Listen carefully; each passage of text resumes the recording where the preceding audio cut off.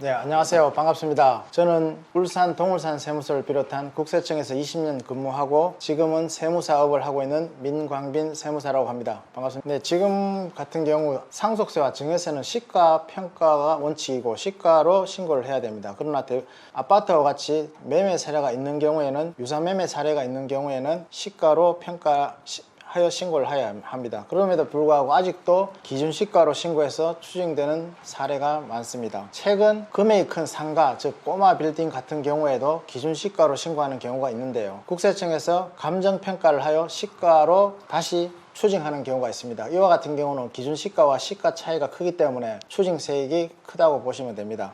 최근 보도에 따르면 앞으로 취득세도 시가평가로 한다는 언론 보도도 나오고 있습니다. 부모와 자녀 간 금전의 오간 경우에는 원칙적으로 증여 추정이라 하여 증여로 추정하는 경우가 많으나 실제적으로 차용증 및 이자 지급 내역 등으로 보아 차용한 것이 맞으면 부모 자녀 간 금전 대차를 인정하고 있습니다. 다만 여기에서 주의할 것은 국세청의 조사 과정에서 부모 자녀 간 차용한 것이 확인되는 경우에는 인정은 하되 부채 사후 관리를 하고 있습니다. 따라서 조사가 무사히 끝났다고 모든 것이 끝난 것이 아니고 계속적으로 그 차용금을 상환할 때까지 사후 관리하고 있으므로 그 이후에 상환이 이루어지지 않으면 증여세를 추징하고 있습니다. 또한 차용금에 대한 이자는 금전을 빌려주는 부모는 비영업 대금의 이익에 대한 이자로 지방세 포함 27.5%의 고율의 이자 소득세를 과세하고 있습니다. 법정 이자율은 세법에서 인정하는 법정 이자율은 4.6%입니다. 4.6%인데 그 금액이 크지 않는 경우에는 1, 2% 이자를 해도 상관은 없습니다. 그러나 만약에 연 이자 차이가 1,000만 원을 넘는 경우에는 그 1,000만 원 이상에 대한 것은 증여세로 다시 추징하기 때문에 적정한 이자율로 하시면 될 것 같습니다. 그 금액을 빌려주는 금액에 따라서 적정 이자를 찾아서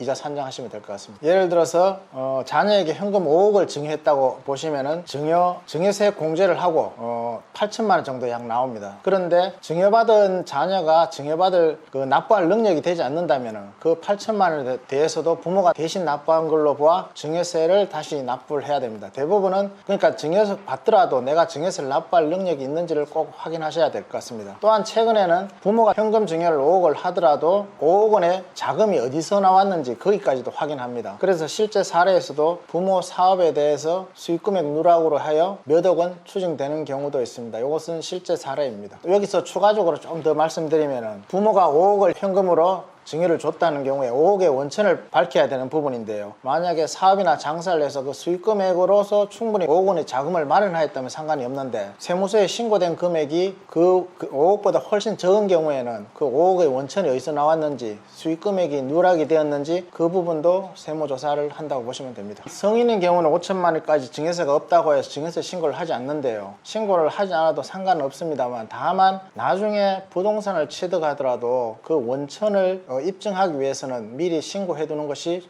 좋다고 보시면 됩니다. 상속세 조사 시 증여세가 추징되는 경우가 많은데요. 그와 같은 경우는 이제 상속이 이로우냐 증여가 위로우냐 문제가 발생할 수 있습니다. 상속세 조사 시 사전 증여 재산도 조사하고 있습니다. 즉 사망일 이전 10년 이내 동안 금융기관 거래 내역을 다 조사한다고 보시면 됩니다. 대부분 부모님 살아생전에 부동산 증여는 증여세 신고를 하고 있습니다. 그러나 현금 증여 내지 통장 이체하는 부분에 대해서는 신고를 하지 않고 있는데요. 예를 들어 10년 전에 증여해 준 것이 확인되는 경우에는 증여세가 5천만 원이 나온다면 그 5천만 원에 대한 가산세도 5천만 원보다 훨씬 많게 나옵니다. 따라서 부동산 증여의 경우에는 신고를 잘 하고 있는데 현금 증여나 현금 이체받은 부분에 대해서는 누락하는 경우가 많습니다. 이것은 그 당시에는 밝혀지지 않지만은 상속세 조사를 경우에는 다 밝혀지는 부분이기 때문에 이 부분에 대해서도 철저한 준비가 되어야 된다고 봅니다. 또한 사망일 이전에 급하게 부동산이나 예적금을 증여받는 경우가 있는데요. 그때는 증여세뿐만 아니라 또한